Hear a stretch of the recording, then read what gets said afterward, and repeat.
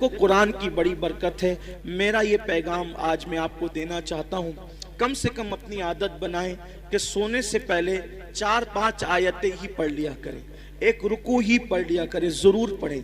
आप देखें कुरान शरीफ में एक सूरत है, कुरान शरीफ में एक सूरत है, अगर सोने से पहले उस सूरत को आप पढ़ लें, रोजाना पढ़ने की आदत डालें, तो ये सूरत की तासीर ये है कि आप जो सोचोगे वो होगा, जो सोचोगे वो होगा। उस सूरत का नाम है सूरह मुज़म्मिल।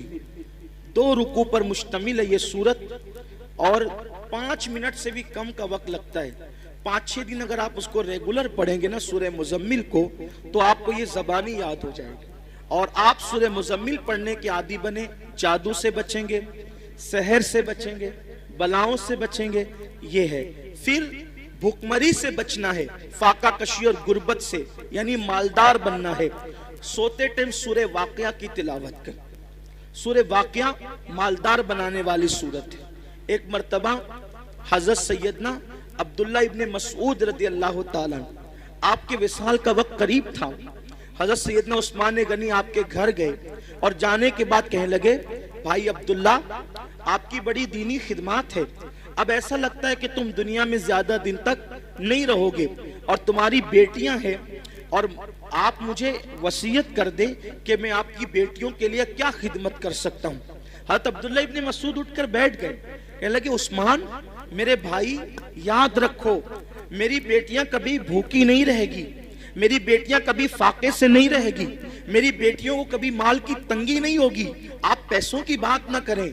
हजरत उस्मान गनी ने कहा, क्यों अब्दुल्ला, हम तो ये समझ रहे थे कि तुम्हारे पास माल नहीं है, इतने यकीन से जो बात कह रहे हो ऐसा लगता है कि शायद तुमने बेटियों के लिए बहुत माल इकट्ठा कर रखा है। अब्दुल्ला बिन मसूद कहते हैं, नहीं, बेटियों के लिए माल इकट्ठा नहीं किया है, मुझे अपने नबी के फरमान पे भरोसा है। अल्लाह के रसूल अलैहिस्सलाम ने फरमाया कि जो सोने से पहले सूरह वाक़िया की तिलावत कर लेगा उसके घर में कभी फाका कशी नहीं हो सकती। मैंने मेरी बेटियों को सूरह वाक़िया की तिलावत करने का आदी बना दिया है, जब तक वो सूरह वाक़िया पढ़ती रहेगी इंशाअल्लाह कभी उनको फाका कशी की नौबत नहीं आएगी।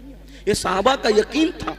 बहुत सारी बच्चियों को रिश्ते नहीं आते, सूरह यासीन पढ़े, असर के बाद पढ़े, उनको अच्छे रिश्ते आएंगे।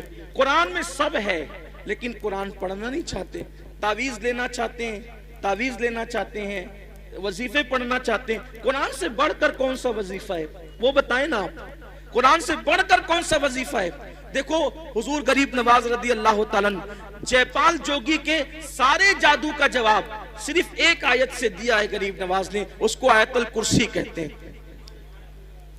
आयतुल कुर्सी से जयपाल जोगी हार गया, गरीब नवाज के मुकाबले में नहीं आ सका। वो सूरह फलक सूरह नास पढ़ के दम कीजिए, नजर बद खत्म होगी। बच्चे जो शाम के वक्त रात रात भर रोते हैं, फलक और नास पढ़कर दम करो, बच्चे रोना बंद कर देंगे, नहीं रोएंगे बच्चे। नजर लगती है, 3 मरतबा लिलाफ़े कुरैश पढ़ो, नजर फौरन खत्म होगी। अब आप कहेंगे हम तो करते हैं ना लेकिन असर नहीं होता। यही बात खास है, ये बात खास है।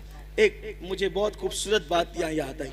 हमारे मुर्शिद आबरूए सिलसिले चिश्तिया शहबाज औलिया हजरत सैयदी बाबा फरीदुद्दीन गंज शकर रज़ी अल्लाह ताला, ये सिलसिले चिश्तिया की आबरू है। बाबा फरीद बड़े प्यारे बुजुर्ग हैं, बाबा फरीदुद्दीन। गरीब नवाज ने कहा था, कुतुबुद्दीन ऐसे शहबाज का तूने शिकार किया है कि इसके जरिए से क़यामत तक तेरा नाम जिंदा रहेगा।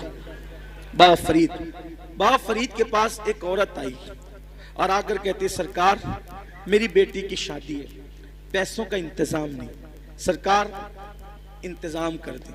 अब वो अल्लाह वाले लोग, और बाबा फरीद जैसा अल्लाह वाला, बाबा फरीद जब पाकपटन में रहने गए थे शुरू में, तो एक दरख्त के नीचे कयाम था और जो कपड़ों की पोटलियां और जो सामान की गठरियां थी ना, वो रखने को जगह नहीं थी। पंजाब के लोग यानी पाकपटन के लोग बहुत सताते थे, रहने नहीं देते थे, तो सामान कहाँ रखें अपना, था तो थोड़ा ही सामान, जगह तो चाहिए, तो दरख्त पे लटका कर रखते थे सामान। अब जिसका खुद का छत ना हो उसके पास आइए क्या कहने, मेरी बेटी की शादी नहीं, शादी है, पैसे का इंतजाम है।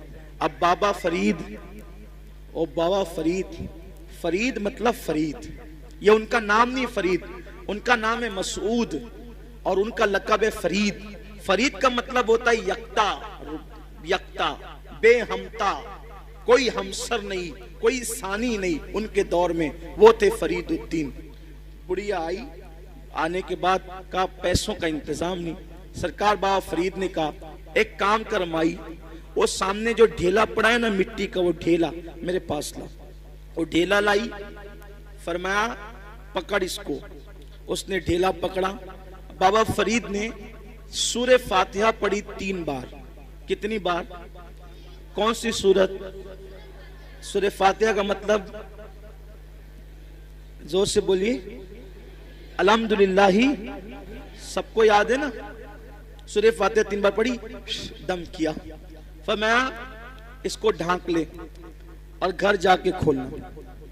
ढांक लिया, घर जाकर खोला तो वो सोना बन गई। मिट्टी क्या बन गई? सोना बन। अब वो शादी भूल गई। इंसान तो लालची होता है। बाबा साहब ने कितना आसान तरीका बताया मिट्टी को सोना बनाने का।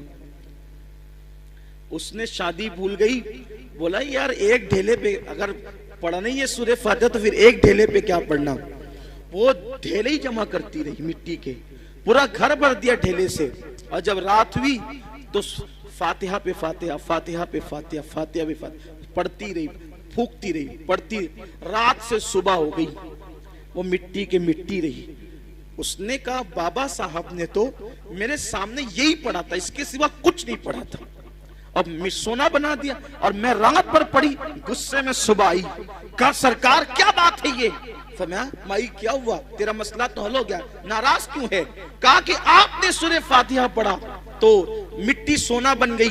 मैं पूरी रात, आपने सिर्फ 3 बार पढ़ा था, मैं पूरी रात पढ़ पढ़ के फूंकती रही, वो मिट्टी के मिट्टी रही।